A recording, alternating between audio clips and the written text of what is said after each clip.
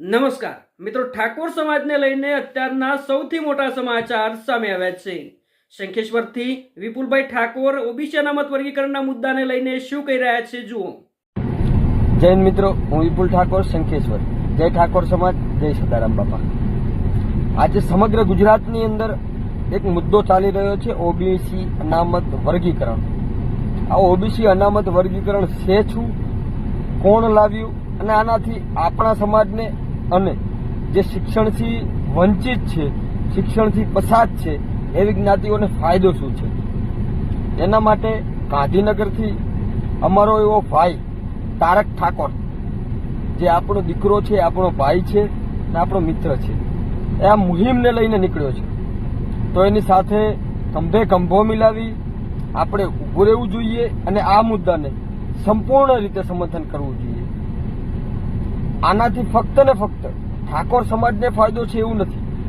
નાઈ, મોચી, બજાણિયા, ધોબી, દેવી પૂજક સમાજ આવી જે શિક્ષણથી વંચિત જ્ઞાતિઓ છે, જેમના બાળકો સારી કોઈ પોસ્ટ ઉપર, જેમ કે ડીવાયએસપી, એસપી, કલેક્ટર આવી કોઈ ઊંચી પોસ્ટ ઉપર નથી આવતા, અને એમની સમાજના બાળકો જેમ કે અમારી ઠાકોર સમાજના પણ, જ્યાં કોઈ તમને સારી પોસ્ટ ઉપર અમારા બાળકો જોવા નહીં મળે, એ હશે તો એ ગણ્યા ગાંઠ્યા હશે.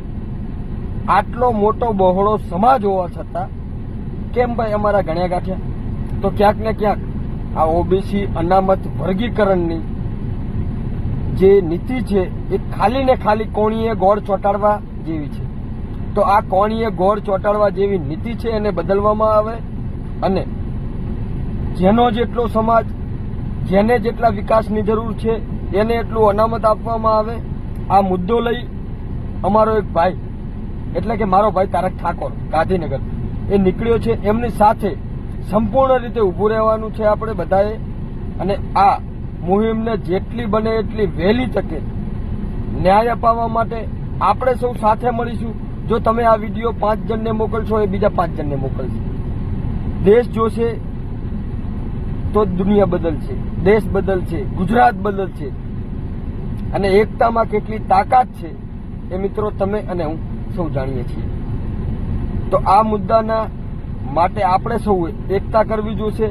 સરકારને બતાવવું પડશે કે આ મુદ્દાને લઈ આજે ગુજરાતમાં એકતા થઈ છે.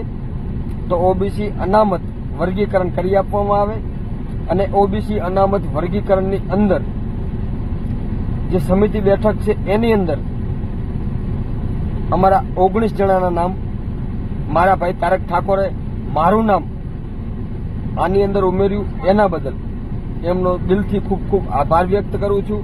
અને ક્યારેય પણ ઓબીસી અનામત વર્ગીકરણનો કોઈ પણ મિટિંગ હશે, કોઈ પણ મુદ્દો હશે, હું ચોક્કસથી આવીશ અને મારી સાથે મારા વિસ્તારના તમામ માણસોને જેટલી બને એટલી વધારે આ ઓબીસી અનામત વર્ગીકરણ થયા પછી આપણી સમાજને શું ફાયદો છે એના વિશે સંપૂર્ણ રીતે માહિતી આપીશ.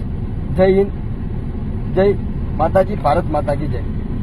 મિત્રો, વિપુલભાઈ ઠાકોર માટે એક લાઇક કરી નીચે કોમેન્ટમાં તમારો વિચાર મૂકો. સાથે ઠાકોર સમાજના દરેક ન્યૂઝ અને અપડેટ્સ માટે તથા સમાજની એકતાનો એક મજબૂત મંચ બનાવવા માટે ચેનલને સબસ્ક્રાઇબ અવશ્ય કરો. જય માતાજી, જય ઠાકોર સમાજ.